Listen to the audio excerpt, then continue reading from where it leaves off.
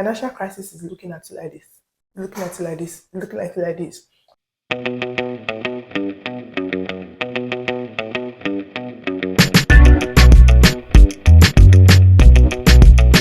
Hi, beautiful people. Welcome back to the channel. My name is Ayola. If you're seeing my video for the very first time, thank you for dropping by. I hope you join the family and subscribe.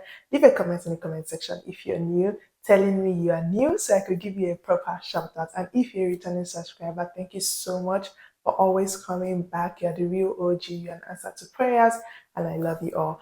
So I'm smiling a lot today. I'm a Nigerian YouTuber based in Dallas, and I'm an international student. I'm going to dive into a lot of like very serious issues shortly, so just take the smile that you are getting right now. Anyways, today we are going to be talking about 5 challenges that face like international students in the US or generally international students abroad face. And this is coming from someone that have spent 1 year 4 months thereabouts in the US. I'm almost going to be 2 years. I'm going to be 2 years in the United States in August of 2024. So I kind of have a hang on these things. Let's go right into it. First things first, let me first say this thing because it's one thing that I'm battling with a lot and is annoying.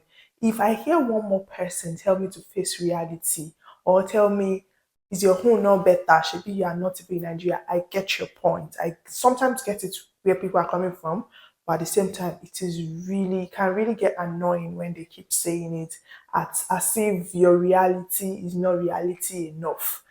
Yes, I'm happy I'm here, but one more person say that thing, face reality. I might beat somebody's child. I'm not violent, honestly. I'm just choose your words wisely and be kind when you're talking to people that are not in the same situation as you. Moving on, first challenge is black tax. So everybody, once you leave the shores of Nigeria and you land here and you upload a picture and you say, "Oh, I've relocated," next thing they think you have made it. I don't know. I don't know that tree that money is falling from in this America. Please, if you know, call me. I want to come and join you and pick it. In case you know from Nigeria or any other African country, it's just a general thing. There's this black tax that people just expect that once you are here, you need to start sending them money, you need to start caring for them, especially because you are in a better place than they are supposedly. I don't honestly think the grass is greener on the other side. I think the grass is greener anywhere you water the grass. But I'm also trying not to be insensitive. I'm grateful for where I am right now. And I honestly want other people to come and kind of have a good experience, hopefully.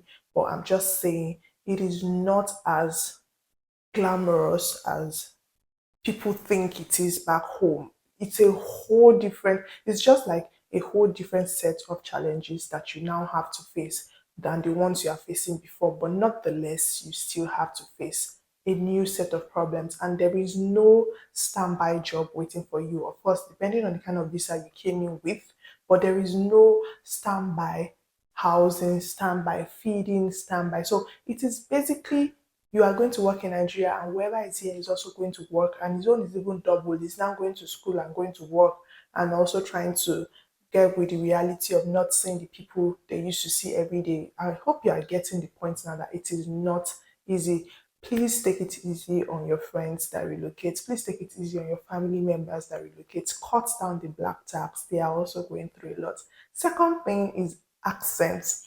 Accent challenge. So accent is literally a challenge. Like for me, I'm coming from Nigeria. I think I speak good English. In fact, scrap that. I know I speak good English. So for every time I want to open my mouth and say something to a non-Nigerian here, I literally have to think about that thing for a minute.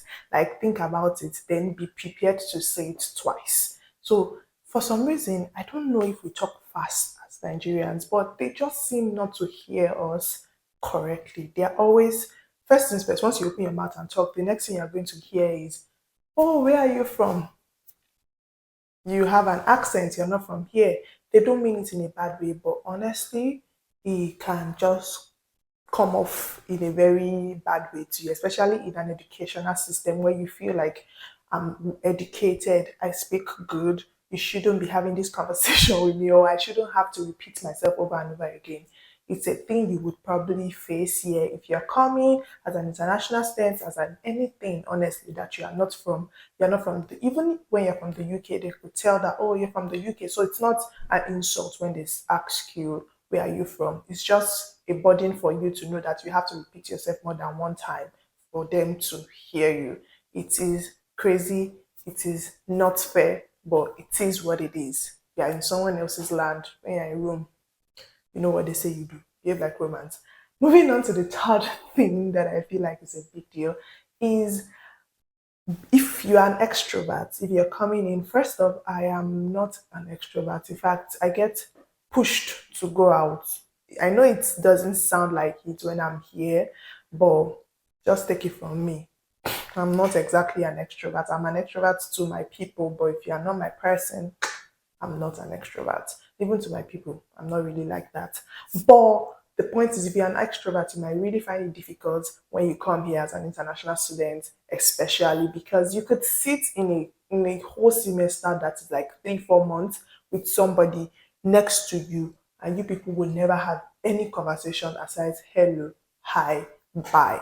Because these people, before the professor finished saying good night, I'll see you all next week, they have picked their bag, they've gone home. Coming from a Nigeria setting, if I'm sitting next to somebody in class, I'm automatically the person's friend or close to being friends because we would definitely strike it off. Next week, if I don't come to class, the person is definitely going to reach out to me. I'll be like, I didn't see you in class today. How are you doing? Friendship starts. Here, if they don't see you in class, it's nobody's business. Like they are not, the funny thing is they are nosy when they are not supposed to be. And when you expect them to be nice, they are not exactly nice. So they could ask a pregnant woman, when is your due date? Are you having a boy or a girl? Or you are sitting next to somebody in class and you probably never hit it off. That's just it. So if you're an extrovert, you might have it more difficult. If you're an introvert, you most likely will be able to scale that because you don't even want to talk to them in the first place. But if you're an extrovert, you might just have it like the social life is really not that deep here. It's not. Forget what the American movies have told you. Forget what High School Music has said. They lied. They lied.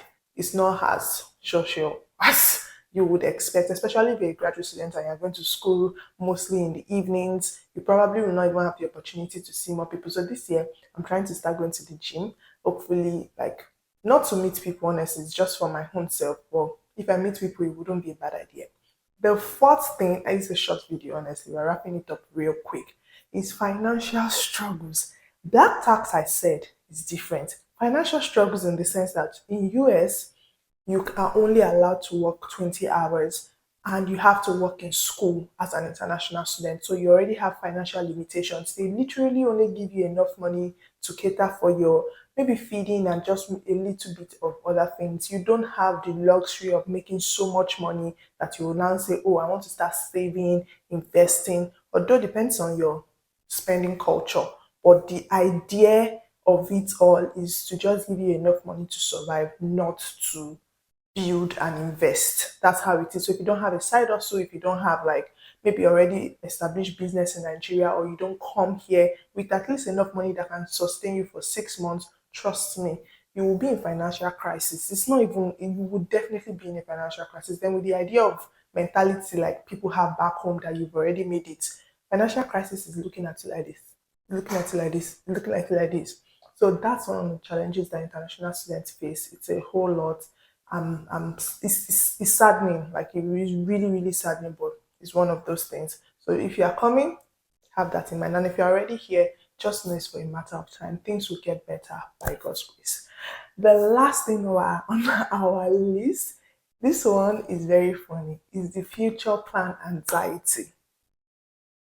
90% of the time, if an international student is not working or reading, they are thinking of what next. They are thinking of how to convert their status from their initial status. When I say status, that means their visa status from what they have now to maybe transitioning into a permanent resident in the US. So the UK and Canada, I'm sure, but I'm not sure of the UK, have like a clear path towards education, then becoming a permanent resident or getting a job. There's a whole clear path. For US, The part it didn't clear like that. It didn't straightforward. It is not that when you get your degree, you have the license of getting a job, and then maybe they'll give you a permanent residency. It doesn't work that way. It's a whole clumsy pack of rubbish. So 90% of the time, and this is why people at home need to understand that international students especially are going through a lot. They are 90% of the time they are thinking, do I want to do a PhD after my master's? Do I want to do I want to take up another degree? Because literally, if you do a STEM course, you have 3 years to work, then you have to go back to your country. Or if the work eventually maybe like you enough and file for you to stay. But if you don't do a STEM course, you only have 1 year and you have to go back to your country. So the limitation is exhausting. So 90% of the time, an international student is thinking, what do I do next? Where do I go next? What is the next step for me? So all these worries is a glamorous weighing problems for international students. And I don't have solutions to this problem, at least not yet, because I'm still like in a phase. But over time, I have seen people, I've heard testimonies of people successfully being able to achieve their dream if their dream is to stay here. So keep your hope alive. I'm not discouraging you. I'm just saying these are the things that usually goes on in this head 90% of the time. So please be kind to me and do subscribe, and let me know if there are any other challenges you've noticed for international students, especially in the US. Please put it in the comment section. And if you think there are solutions on how to handle these things better, let's know in the comment section. Let's help somebody. Let other people be able to see that. If you have a testimony, if you've transitioned successfully from being a student to a permanent resident or something like that, let people know in the comment section so they could keep their hope alive and know that there is a way. And me, all I'm going to say is this is the reason why I feel like people back home need to cut us some slack. And this is the reason why I also think that if you're coming here, you need to be prepared to face these things. Everybody's journey is different. I think that by God's grace, we'll all get to the point where we want to get to. But I hope you enjoyed this video. This is like a few of the things I feel like there are challenges for international students in the US. And that's it, guys. Let me know what you think about this video in the comment section. Do drop me a comment. I love you, and I will get to see you in my next video. Don't forget to like, share, and subscribe. God bless you.